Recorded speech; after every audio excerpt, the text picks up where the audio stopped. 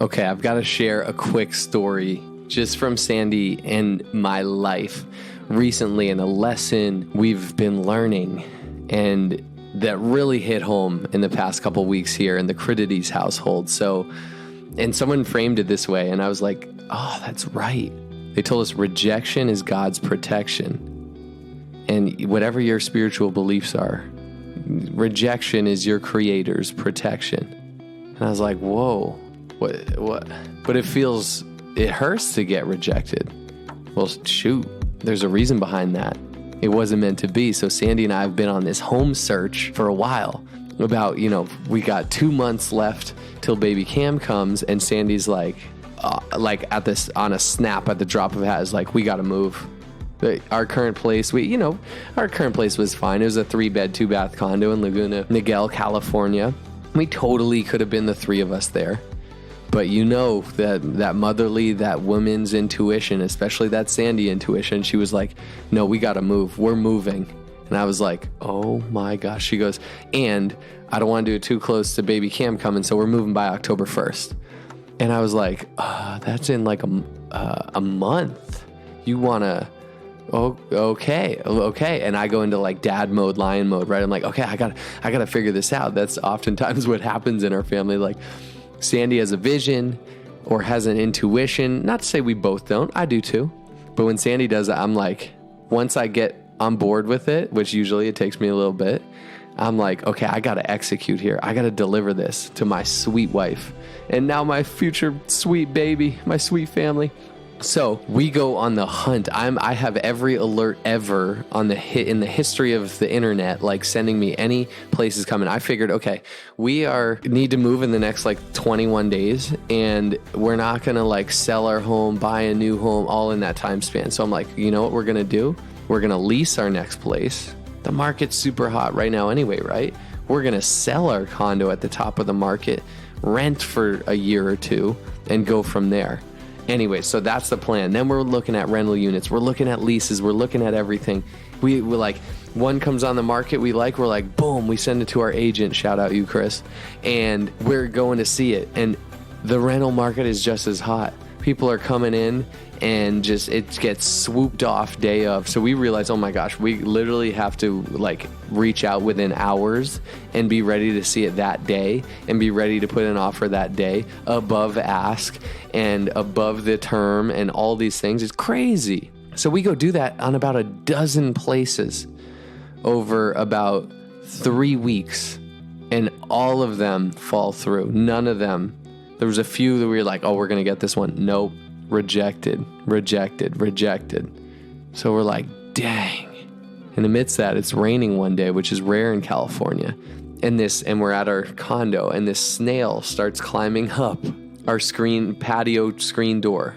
And I'm like, whoa, babe, look at him go. He was so slow, but intentional. It took him all day to get like halfway up the screen. And I think we put on Instagram, and someone was like, like snails mean, patience. They mean be patient. Like good things are coming. Good things are on the horizon. Like there's all this signs behind a snail, right? It was just a sign. And we're like, oh man, this snail, okay, is teaching us to be patient.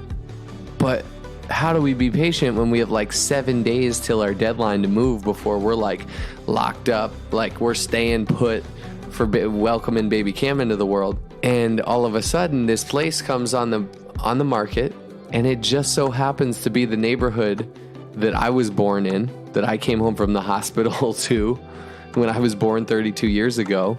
And for those of you that don't know, Sandy and I both were born in Laguna Niguel. Our parents knew each other, were pregnant with us.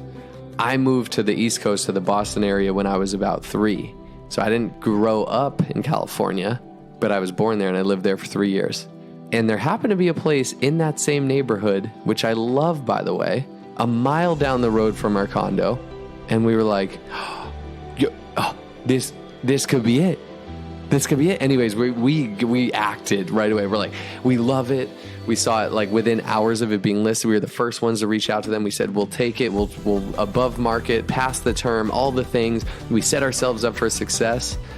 And long story short, we ended up getting it. And I'm recording in our new house now. But I look back and I'm like, oh my gosh, we were meant for this exact home. Like, I truly believe that. I don't believe in coincidences. I believe I am co-creating this life with a higher power, and they helped guide me to this. And they sent me that snail. They also sent a praying mantis on the day we were moving. Apparently there was, all sorts of signage there. Have you guys ever seen a praying mantis? They're like so rare. I didn't even know. I thought they were only in like South America. No, it was in Southern California. That was cool. But anyways, I look back and I realize rejection is God's protection. Rejection is your Creator's protection. So these things that you're being rejected from left and right in your life, whether it's people, whether it's opportunities, whether it's experiences that you think you want, I want to encourage you, there's something greater at work there. That wasn't for you. That relationship wasn't for you. That business partner wasn't for you. That wasn't the right fit. Those homes, those dozen homes we went to see weren't for us because we were meant for this one. And I am so damn grateful that we were rejected over and over and over again because it brought us to the perfect place. And I think about business. I'm so grateful for all the times being rejected or all the different ways, especially when you're in a people business. You get rejected, right? But I'm grateful for that because the right people, the right network, the right community, the right team, the right leaders are around me, and I'm attracting the right people into my life. Abraham Hicks gave me a great affirmation that I live by. Everything is always working out for me.